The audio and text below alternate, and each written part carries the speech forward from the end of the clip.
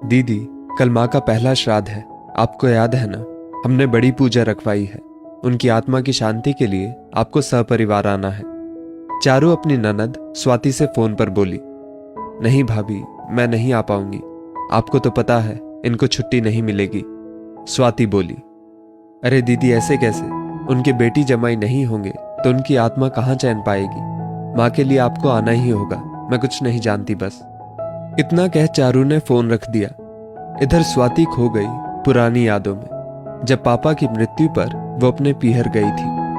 बेटा, तेरे पापा चले गए, मुझे अकेला छोड़, जाने किसके सहारे। माँ स्वाति के गले लग ठपक पड़ी। माँ, सब तो है यहाँ, भाई, भाभी, बच्चे, क्यों चिंता करती हो तुम? स्वाति ने रोते हुए माँ से कहा। कुछ दिन स्वाति माँ के साथ रहकर वापस लौट आई थी, पर अक्सर फोन पर बात होती रहती थी, कभी कॉल तो कभी वीडियो कॉल। बेटा, क्या बनाया है आज तूने? एक दिन ऐसे ही वीडियो कॉल पर माँ ने पूछा। माँ, गट्टे की सब्जी और जीरा आलू, स्वाति ने जवाब दिया। अरे वाह! खाने का नाम सुन माँ की आंखों में अनोखी चमक आ गई, जिसे स्वाति ने महसूस किया। आपका मन है तो भाभी को बोल दो, वो बना देंगी, स्वाति हंसते हुए बोली। नहीं नहीं, इस उम्र में कहाँ बेसन झिलता है, मैं तो बस वैसे ही बोल रही थी। जब तेरे पापा थे तब बहुत बनाती थी मैं। भाभी का नाम सुन माँ की आंखों से चमक गायब हो गई और माँ ने फोन रख दिया। माँ को क्या हुआ है? क्यों ऐसे बोल रही है माँ? माँ, सब ठीक तो है ना? स्वाति खुद से ही बोली। ऐसे ही कितनी बार स्वाति ने खाने की बात होने पर माँ की आंखों में चमक देखी, पर कुछ समझ कर भी समझ ना पाई। लेकिन इसका राज भी जल्द ही खुल गया जब स्वाति छुट्टियों में 2 दिन के लिए अपने मायके गई। दीदी, चलिए खाना खा लीजिए। चारू भाभी माँ के कमरे में आ स्वाति से बोली। चलो माँ, आप भी, स्वाति ने उठते हुए माँ से कहा। अरे नहीं दीदी, माँ को क्या परेशान करना, वो यहीं खा लेंगी खाना, आप चलिए, चारू बोली। पर भाभी, परवर कुछ नहीं दीदी, माँ के घुटनों में दर्द रहता है तो वो कमरे में ही खाती हैं खाना, चारू सपाट लहजे में बोली।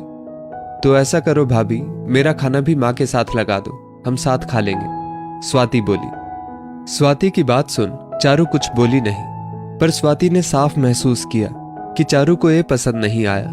पर वह चुपचाप चली गई और स्वाति के लिए प्लेट में सब्जी, पूड़ी, रायता, अचार लेकर आई और माँ के लिए दलिया। माँ, आप ये सब नहीं खाओगे? स्वाति ने हैरानी से पूछा। दीदी, माँ को ये सब नहीं झिलता, इसलिए उन्हें खिचड़ी दलिया ही देती हूँ, चारू ये बोल चली गई। माँ ने बेबसी से दलिये की प्लेट उठा ली, पर उनकी निगाह स्वाति की प्लेट पर ही थी। स्वाति का कलेजा मुंह को आ गया। उसने माँ के मुंह में एक और पूड़ी का तोड़कर डाला। माँ की आंख में वही चमक उभरी जो वीडियो कॉल पर आती थी, पर माँ ने प्रत्यक्ष में मना किया। पता नहीं भाभी का डर था या बेटी को खिलाने का मोह, फिर भी स्वाति ने सारा खाना माँ को खिला दिया और खुद दलिया खाने लगी। 2 दिन स्वाति वहां रही और माँ को अपना खाना खिला खुद दलिया खिचड़ी खाती रही। माँ कितना मना करती, पर स्वाति जिद करके खिला देती। भाई, माँ को मैं कुछ दिन अपने साथ ले जाऊं? घर लौटने से पहले स्वाति ने अपने भाई सार्थक से पूछा। पागल हो गई है क्या? लोग क्या कहेंगे? बेटा माँ को तकलीफ देता होगा, इसलिए माँ मजबूरी में बेटी के पास रह रही है, सार्थक भड़क कर बोला। सही तो कह रहा है ये बेटा, बेटी के घर माँ जाती अच्छी नहीं लगती, तू आराम से जा, मैं यहाँ खुश हूं। बेटे की बात सुन माँ बोली। स्वाति ने बहुत जिद की, पर शायद माँ भी मजबूर थी। स्वाति बेमन से लौट गई। फिर कुछ दिनों बाद माँ की मौत की खबर आई। सब खत्म हो गया। स्वाति जानती थी माँ कितना तरसते हुए गई है, पर मजबूर थी, एक बेटी जो थी। स्वाति अकेली माँ के श्राद्ध में पहुंचती है। आज माँ के श्राद्ध पर 56 भोग बने हैं। सब मजे से खा रहे हैं। चारू और सार्थक की तारीफ में कसीदे पढ़ रहे हैं। उन्हें दुनिया का सबसे अच्छा बेटा बहू बोल रहे हैं। जो माँ के मरने के बाद भी इतना सोचते हैं माँ के लिए, तो जीते जी कितनी सेवा की होगी। स्वाति दुखी हो माँ की तस्वीर को देखती है, जिसमें माँ की आंखों में चमक स्वाति अब भी साफ देख पा रही थी। दीदी चलो, आप भी खाना खा लो अब, चारू आकर स्वाति से बोली, जो माँ के कमरे में माँ की तस्वीर सीने से लगाए बैठी थी। नहीं भाभी, मुझे नहीं खाना, स्वाति बोली। पर क्यों? आप नहीं खाएंगी तो माँ की आत्मा कैसे तृप्त होगी?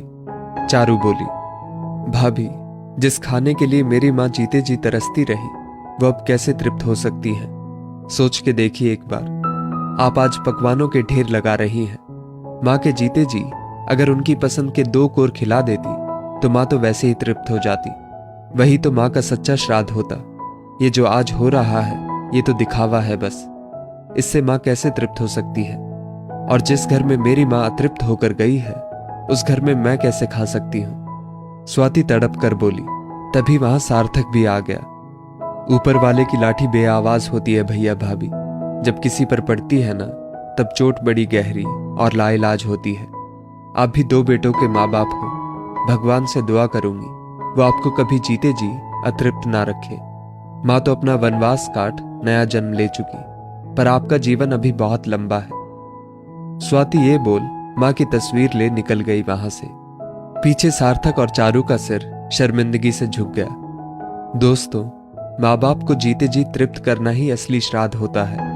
उनकी मौत के बाद आप कितने 56 भोग बनवा लो, सब बेकार है। इस स्टोरी को लेकर आपकी क्या राय है नीचे कमेंट करके जरूर बताइएगा।